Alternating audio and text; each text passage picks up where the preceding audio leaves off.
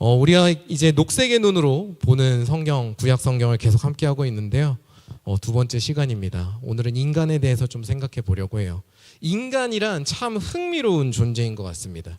인간을 두고 우리가 뭐라고 이야기하죠? 만유의 뭐라고요? 만유의 뭐시기라고? 만유의 영장이란 말 들어보셨죠? 안 들어보셨어요? 몰라요? 인간을 두고 만유의 영장이라고 그래요. 모든 생명체, 모든 유의 생명체 중에 가장 뛰어난 혹은 가장 위대한 그런 의미를 담은 거죠. 만유의 영장이라고 불릴 만큼 비범하고 놀라운 모습을 보이는 게 인간인데, 그러다가도 한낱 짐승만도 못한 모습을 보이는 게 우리 인간이기도 합니다. 인간의 손에서 모든 것이 아름답게 빚어지는 것 같다가도 같은 인간의 손 안에서 모든 것이 더럽혀지고 파괴되는 일도 벌어지지요. 하다못해 같은 펜을 쓰더라도요, 누가 쓰느냐에 따라서 나오는 결과값이 다릅니다.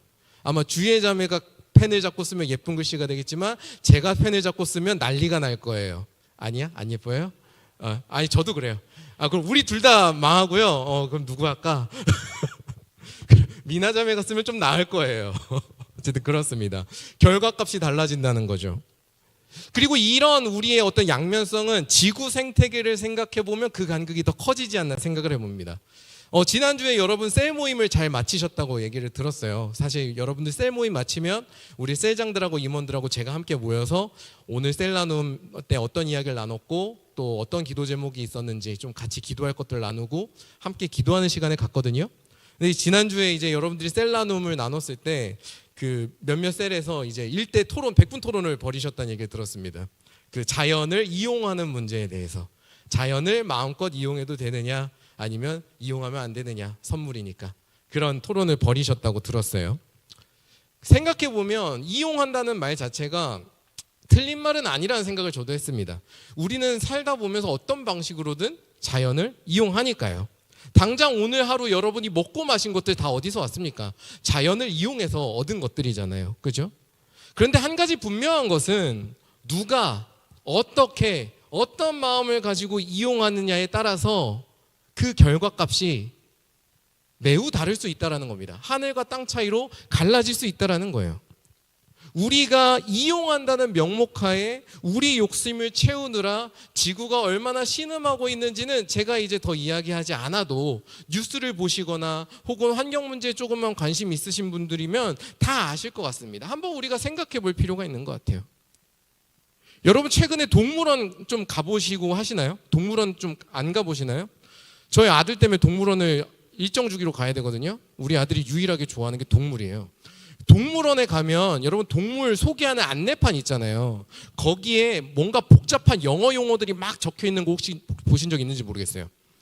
그 용어들이 뭐냐면 이 동물이 지금 어떤 상태에 있는지를 체크해 보여주는 표시입니다. 멸종 위기종이냐 혹은 멸종 직전 상태냐 멸종 상태냐.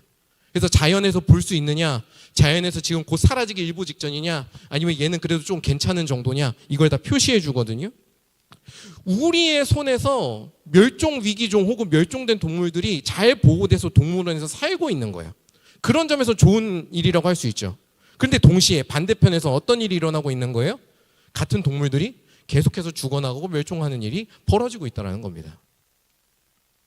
인간의 손에는 참으로 무시무시한 힘이 있는 거 아닌가, 그런 생각을 저는 해보게 됐어요. 그리고 큰 힘에는 큰 책임이 따른다고 했던가요? 그렇기 때문에 우리의 손을 어떤 마음으로, 어떻게, 무엇을 위해 쓰느냐가 참으로 중요한 것 같아요. 이용이냐 아니냐를 구분하기 전에 우리가 어떤 마음으로 그 이용이라는 단어를 쓰고 있고 어떤 마음으로 우리의 손을 휘두르고 있는가, 이걸 한번 생각해 봐야겠다라는 거죠. 성경이 이 질문에 우리에게 응답을 해준다고 저는 생각합니다. 그리고 이 질문에 응답하기 위해서 우리에게 사람의 기원을 돌아보라고 요청합니다. 여러분, 사람은 어떻게 창조되었을까요? 사실 여러분들 정도 되면 다 아시는 이야기겠지만 한번 차근차근 다시 한번 리뷰해 보면 좋겠습니다. 창세기 1장과 2장은 한 인간의 기원에 대해서 흥미로운 두 가지 이야기를 들려줍니다. 먼저 2장부터 살펴볼 거예요. 2장의 말씀부터 한번 살펴보면 좋겠는데요. 우리 2장 7절의 말씀을 한번 같이 읽어보겠습니다. 7절의 말씀 시작. 다시 시작.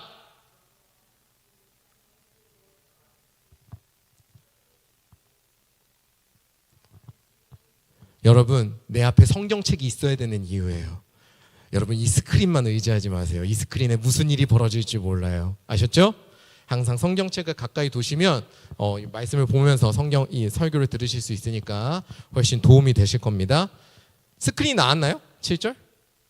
안 나왔어요? 없어요? 7절이? 없구나. 성경 말씀 혹시 찾아보시겠어요? 그러면 2장 7절의 말씀. 자, 7절 시작.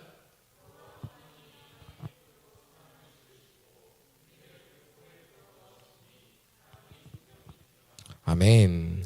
자, 창세기 2장을 보면요, 하나님께서 사람을 만드시는 과정을 되게 상세하게 좀 묘사를 해줍니다. 먼저 뭘 하셨대요? 땅에 뭘 가지고? 흙을 가지고 사람을 빚으십니다. 이제 반죽하시는 거예요. 이렇게 사람 몸으로 반죽을 하시는 건데요, 실제로 사람의 몸을 이루는 유기물이 저기 밖에 있는 흙에 있는 유기물하고 공통분모가 되게 많다고 합니다. 비율이나 이런 건 다른데 그 물질 하나하나 자체는 되게 공통분모를 많이 갖고 있대요. 자, 하나님께서 사람을 흙으로 만드셨다라는 것, 이것은 무엇을 의미할까요? 무엇을 의미하겠습니까? 사람이 아까 말씀드렸듯이 아무리 만유의 영장이고 사람이 뭔가 특별한 것 같고 뛰어나다고 하더라도요, 결국 그 근본은 뭐에 있다는 거예요? 흙으로 돌아갈 수밖에 없는 흙에 있는 연약한 존재라는 겁니다. 자연에 속한 피조물이라는 거예요, 인간이래. 오늘 우리가 읽은 창세기 2장 15절부터 17절의 말씀, 오늘 본문이었죠. 이 본문을 보면 피조물인 사람이 먹지 말아야 될 열매가 있다라고 말씀을 하죠. 즉, 이 피조물은 인간이 피조물이기 때문에 이 인간이 기억해야 될 한계라는 게 있다는 거예요. 한계. 자, 그 한계가 무엇일까? 17절의 말씀을 같이 읽어보겠습니다. 창세기 2장 17절 말씀, 이번에 스크린에 있겠죠? 자, 읽어보겠습니다. 시작.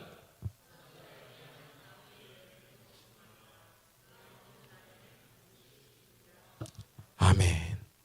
흙으로 만들어진 자연에 속한 인간, 피조물인 인간이 기억해야 되는 한계는 무엇입니까? 뭘 먹지 말래요? 선악을 알게 하는 열매, 우리가 선악과라고 부르는 그 열매를 먹지 말라고 합니다. 여러분 한번 그 생각해 보셨나요? 왜 선악과일까요? 왜 선악과를 먹지 말라고 하시는 걸까요? 왜 선악과를 인간이 다가가면 안 되는 한계로 설정해 두신 걸까요? 왜? 그 이유는 무엇이냐면 무엇이 선하고 악한지를 정하는 기준, 무엇은 해도 되고 무엇은 하면 안 되는지를 정하는 기준, 무엇이 옳고 그른지를 정하는 그 기준은 누구에게 속해 있기 때문일까요? 우리를 창조하신 하나님께 속해 있기 때문입니다.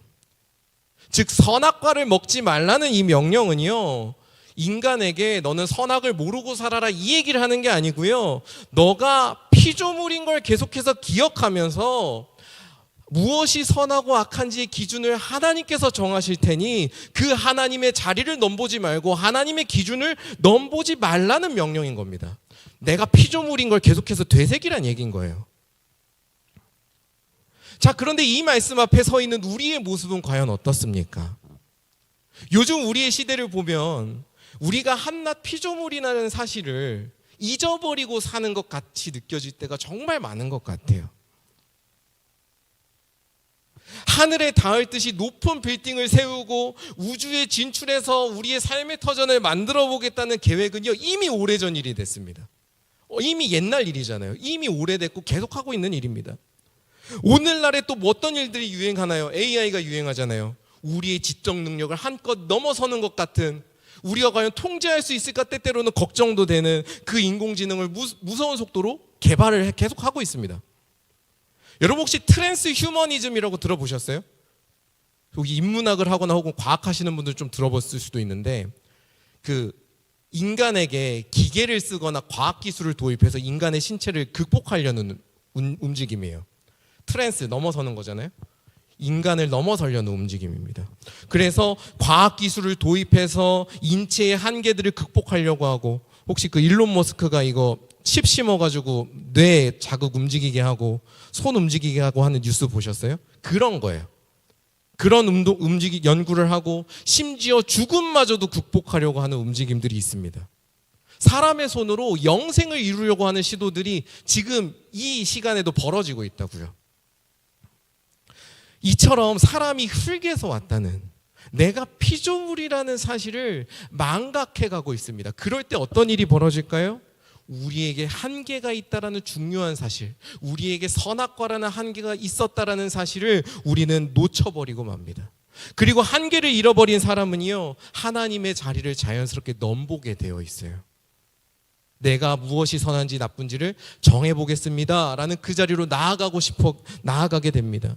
그리고 내가 그렇게 한계를 잊어버리고 하나님의 자리를 넘보면서 나아가는 사람은 결국엔 모든 것을 내 손에 움켜쥐려고 하고 내가 원하는 것을 모두 다 이뤄내려는 욕망에 빠져버리고 말아요. 그렇게 우리의 손이 욕망의 항아리로 전락하게 될 때, 우리의 손은 모든 것을 망가뜨리는 재앙의 손이 된다는 거 우린 기억해야 됩니다.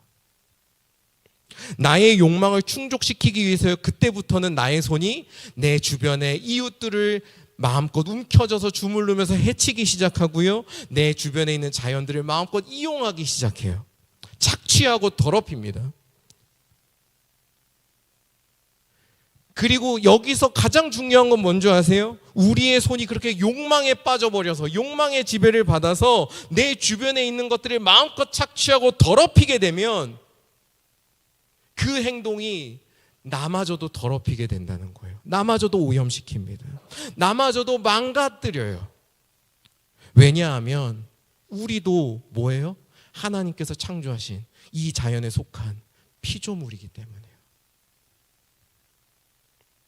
지금 우리 교회도 그렇고 수많은 환경운동가들이 지구의 파멸을 경고하고 있습니다. 그죠? 지구의 시계가 얼마 남지 않았다는 얘기 맨날 하잖아요.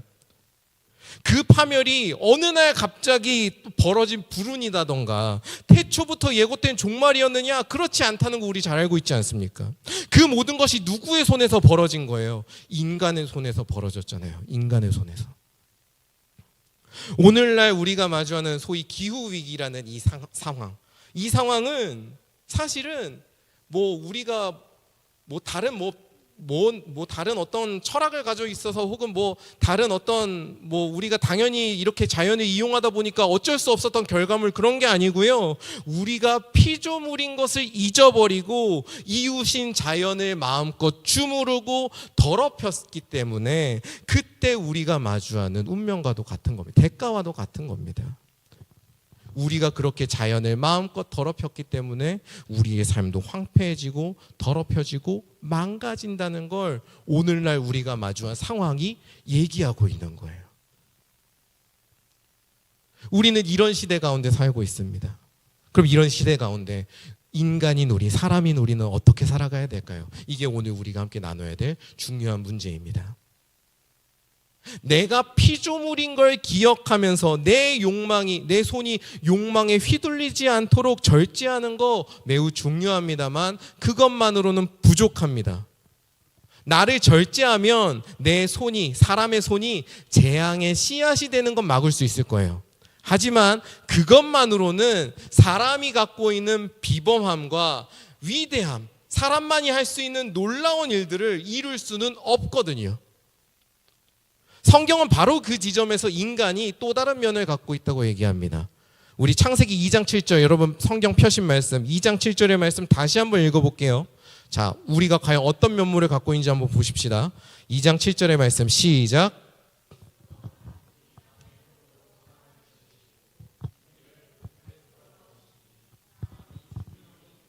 아멘.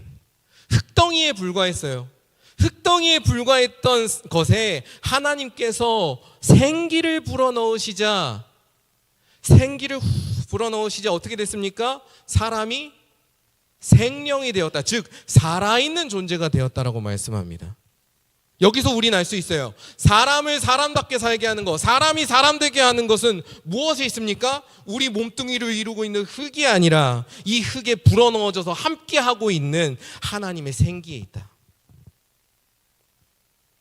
우리는 한편으로는 흙에서 비롯된 정말 철저한 유한한 피조물이지만 동시에 하나님의 생기라는 특별한 은혜를 입었기 때문에 뭐가 될 수 있는 거예요? 앞에서 얘기했던 만유의 영장이라는 비범하고 특별한 존귀한 존재가 될 수 있는 겁니다. 그래서 우리가 오늘 함께 읽은 본문 창세기 1장 27절은 우리를 존귀하게 만드는 이 놀라운 은혜를 이렇게 말씀합니다. 우리 27절의 말씀을 한번 같이 읽어보겠습니다. 27절 시작.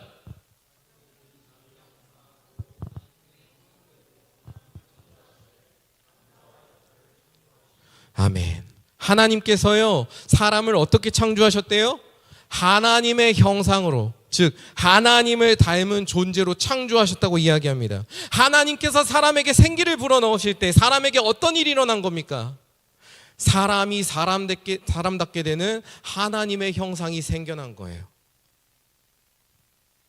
한편으로는 우리는 흙으로 돌아갈 수밖에 없는 한낱 피조물에 불과합니다. 하지만 그 가운데 우리에겐 어떤 일이 일어난 거예요? 하나님께서 생기를 불어넣으셔서 영원하시고 전능하신 하나님을 알 수 있고 그 하나님과 교제할 수 있는, 하나님의 뜻대로 살아갈 수 있는 특별한 피조물이 된 겁니다. 그게 사람이라고 성경은 이야기해요. 여러분, 우리가 하나님과 교제할 수 있다는 것은요, 엄청난 특권이라고 저는 믿습니다. 제가 우리 영준이랑 친해지고 싶어요. 그래서 이 영준이랑 친구를 맺고 교제를 나누게 되면 제가 얻어가는 것들이 있습니다. 뭘 얻어갈까요? 네 사랑이요? 아, 감사해요. 네, 제 각본에 없긴 한데요. 고마워요. 자, 이 사람과 친해지면 제가 이 사람에 대해서 알 수 있는 여러 가지, 알 수 있고 얻을 수 있는 여러 가지 있습니다. 이야기한 대로 영준이의 사랑도 얻을 수 있겠지만 내가 이 사람과 교제를 하면, 영준이와 교제하면 영준이에 대해서 자세히 알아가게 돼요. 영준이의 생각은 뭔지, 영준이가 평소에 갖고 있는 가치관은 뭔지, 영준이의 습관은 뭔지, 영준이가 갖고 있는 특징은 뭐고 재능은 뭐고, 영준이가 갖고 있는 장점은 뭐고 단점은 뭔지, 내가 이 사람에 대해서 깊이 알아가게 되고, 그리고 이 사람이 나를 향해서도 어떤 마음을 갖고 있는지도 알게 됩니다. 그게 우리가 관계, 교제하는 가운데 얻어가는 것들이에요. 우리가 하나님과 교제하는 것도 마찬가지입니다. 하나님과 교제할 수 있는 것이 왜 특권이라고 얘기하는 거냐? 이게 저만의 말이 아니라 모든 목사님들이 하는 이야기고 우리 믿음의 선배들이 하는 이야기란 말이에요. 이게 왜 특권이냐? 하나님과 교제하는 가운데 우리가 영원하시고 전능하신, 이 세상을 창조하신, 우리 눈에 보이지 않을 만큼 위대하시고 놀라우신 그 하나님이 어떤 분인지를 알게 되거든요. 그분의 마음을 알게 되고, 그분의, 아까 얘기했던 나의 사랑 했잖아요. 그분의 사랑을 알게 됩니다. 그리고 그분이 우리를 향해 품으신 뜻이 무엇인지를 우리가 알게 돼요. 여러분, 우리가 20대 때 고민하는 것들이 뭡니까? 우리가 취업도 고민하고, 연애도 고민하고, 내가 인간관계도 고민하고, 여러 가지 다 고민하지만 사실 그 모든 고민들을 한데 모아서 궁극적으로 끌고 가면 우리가 20대 때 또 30대가 되면서 고민하는 것들은 딱 하나예요. 내 삶이란 게 도대체 뭐고, 내 삶의 의미가 무엇이며, 내가 어떻게 살아야 잘 사는 것인가? 이거 고민하는 거 아닙니까? 우리는 늘 그런 고민을 갖고 살아가잖아요. 내가 어디로 가야 되지? 내가 어디로 가야 의미 있는 삶을 살고 잘 사는 삶을 사는 걸까? 우리가 늘 갈팡질팡하고 고민하지 않습니까? 그런데 우리가 하나님의 형상으로서 영원하시고 전능하신 하나님과 교제할 때 무엇을 얻게 될까요? 그 문제에 대한, 내 삶에 대한 영원하시고 전능하신 완벽하신 하나님의 답을 내가 얻게 되는 거예요. 내가 갖고 있는 그 질문에 대한 답을 얻게 된다고요. 그래서 우리가 하나님과 교제할 수 있는 것, 우리가 하나님을 닮은 하나님의 형상으로 살아가는 것, 이것은 인간이 갖고 있는 가장 놀라운 지점이고 가장 큰 복입니다. 자, 그러면 하나님의 형상으로 지음받은 피조물인 우리는 과연 어떻게 살아가야 될까요? 조금 고급지게 얘기하면 우리에게 주어진 사명이란 도대체 무엇입니까? 창세기 1장 28절과 2장 15절의 말씀에서 하나님께서 우리에게 처음으로 주신 사명을 볼 수 있거든요. 우리 두 절의 말씀을 차례차례 한번 읽어보겠습니다. 창세기 1장 28절의 말씀 한번 읽어보겠습니다. 시작.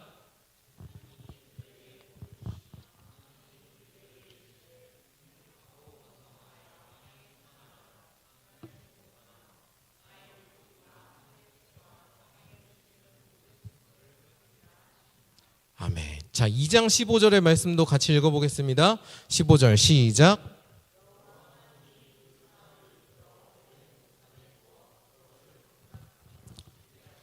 아멘. 하나님께서요, 우리 사람을 창조하신 다음에 뭘 하셨습니까? 이 세상의 모든 것들을 사람에게, 우리에게 맡기셨어요. 말씀을 보니까 우리에게 뭐라고 이야기합니까? 이 세상의 모든 생명을 뭐 하래요? 다스리라고 말씀을 하시는데요. 이 19세기만 하더라도 이 다스리라는 말을 되게 인간 중심적으로 해석했습니다. 네, 인간 중심적으로. 그래서 어떻게 해석했느냐? 우리가 원하는 만큼, 우리가 추구하는 만큼 자연을 개척하고 개발하고 연구할 수 있는 메시지로 이해했어요. 그러니까 그 19세기 때만 해도 이 말씀을 가지고 뭐라고 얘기하냐면 우리가 자연을 이용하는 건 너무나 당연한 거죠. 하나님께서 다스리라고 하셨으니까요. 이렇게 읽었습니다. 그래서 과학이 발전하고 기술이 발전했죠. 그 대신 어떻게 됐습니까? 자연이 파괴됐죠. 근데 이 말씀이 갖고 있는 진짜 뜻, 본래의 뜻이요, 우리가 녹색의 눈으로 읽을 때 오히려 더 분명하게 새길 수 있습니다. 자, 우리가 이렇게 생각해 보죠. 하나님께서 우리를 다스리시고 우리를 만나시는 방식을 한번 생각해 봤으면 좋겠습니다. 하나님이 우리를 어떻게 다스리십니까? 하나님께서 우리를 마음대로 이용하시던가요? 혹시 나는 지금 하나님께 이용당하고 있다 하는 청년 있으면 손 들어보세요. 상담 좀 하게. 하나님이 여러분들을 이용하시던가요? 혹시 내가 하나님께 이용당하고 있다 생각할 수 있습니다. 저도 하나님께 강제로 끌려간다고 생각하던 때가 있었거든요. 그런데 여러분 한번 생각해 보십시오. 하나님이 나를 강제로 이용하고 마음껏 착취한다고 내가 자신 있게 얘기하기에는 내가 갖고 있는 자유의지가 너무 강하지 않습니까? 여러분 마음대로 다 하시잖아요. 여러분 원하는 거 하시잖아요. 뭐 먹고 싶으면 드시고 하기 싫으면 안 하시고 하시지 않습니까? 그렇지 않아요? 하나님께서는요, 우리를 강제로 이용하지 않으십니다. 그분의 다스림은 그렇지 않아요. 오히려 여러분 시편 23편 혹시 아세요? 시편 23편 어떻게 시작합니까? 하나님은 나의 목자시니 내게 부족함이 없으리로다. 그 시편 23편의 말씀처럼 하나님께서는 우리의 목자가 되시는 방식으로 우리를 다스리십니다. 우리의 목자가 되셔서 우리가 가야 될 길이 어딘지를 친히 가르쳐 주시고, 우리가 위험에 빠질 때는 직접 뛰어들어서 매서운 지팡이로 막아주시고 건져 주십니다. 우리가 배고플 때는 먹일 곳을 찾아서 안내해서 먹도록 해주시고요, 우리가 지쳤을 때는 쉴 만한 물가로 우리를 데려가셔서 쉬게끔 하십니다. 하나님께서는 그렇게 차근차근 섬세한 손길로 우리를 늘 인도하셔서 선한 길로 가게끔 해주신다고요. 이런 모습을 두고 누가 이용한다고 할 수 있겠습니까? 이런 다스림을 두고 누가 착취라고 말할 수 있겠어요? 이런 다스림의 모습을 표현하는 건 딱 한 단어밖에 없는 것 같습니다. 돌봄. 하나님의 다스림은요, 돌봄이에요. 돌봄. 우리가 잘 자라날 수 있도록, 우리가 정말 사람다운 사람이 될 수 있도록 하나님은 돌보십니다. 그게 하나님의 다스림이에요. 그렇다면 하나님께서 오늘 우리에게 이 세상을 다스리라라고 하신 말씀의 의미도 명확해집니다. 다스리라는 말 무슨 뜻일까요? 창조 세계를 마음껏 너가 원하는 만큼 추구하는 만큼 이용하라는 게 아니고요, 뭐겠어요? 이 세계를 뭐하라? 돌보라는 거예요. 돌봐서 어떻게 만들어야 돼요? 하나님께서 만드신 그 선한 모습이 계속 가꾸어지고 풍성해질 수 있도록 돌보라는 그런 겁니다. 그렇기 때문에 2장 15절, 우리가 읽은 15절의 말씀에서 사람에게 땅을 경작하기만 하는 게 아니고 그 다음에 뭐 하라고 하는 거예요? 지키라고 말씀하는 거예요. 지키라고. 내 욕망에 따라서 마음껏 막 이용해가지고 내가 많은 거 많이 먹었다 그러니까 버려야지 이러는 게 아니고요. 이 하나님의 뜻에, 이 땅을 지어주신 하나님의 뜻에 순종해서 이 세상을 보호하고 돌보고 이 땅이 계속될 수 있도록 지켜나가는 삶을 살라는 겁니다. 그 삶을 두고 우리가 뭐라고 표현하는 거예요? 오늘 설교 제목 청직이라고 표현하는 거예요. 지키는 사람이요, 돌보는 사람. 그 청지기의 삶이 바로 하나님께서 우리에게 주신 사명이고, 그리고 그 사명, 하나님께서 태초해 주신 그 사명으로 우리가 돌아가고 회복하는 것이 이 위기의 시대를 살아낼 수 있는 유일한 길이 아닌가, 저는 목사로서 그리스도인으로서 생각해 봅니다. 하나님께서는 오늘 여러분에게 너가 누구인지를 기억하라고 말씀하십니다. 여러분, 우리는 어디까지나 피조물입니다. 하나님을 의지하지 않으면, 하나님과 함께하지 않으면 제대로 살아갈 수 없는 너무나도 연약한 존재입니다. 여러분들이 피조물이기 때문에요, 이 세상의 그 누구도 그 무엇도 여러분 마음대로 판단할 수 없고요, 여러분 마음대로 이용할 수 없습니다. 기억하셔야 돼요. 그러나 동시에 우리는 어떤 존재입니까? 하나님을 알고 하나님의 음성을 듣고 하나님의 그 뜻에 순종할 수 있는 하나님의 형상, 그분의 자녀라는 특권을 받은 사람들이기도 합니다. 그 특권을 갖고 있기 때문에 우리는 이 세상을 경작하면서 지켜가는, 내 욕망이 아니라 하나님의 뜻에 따라서 이 세상을 선하게 가꿔가고 풍성하게 만드는 청지기의 사명, 청지기의 특권이 주어져 있다는 걸 기억해야 됩니다.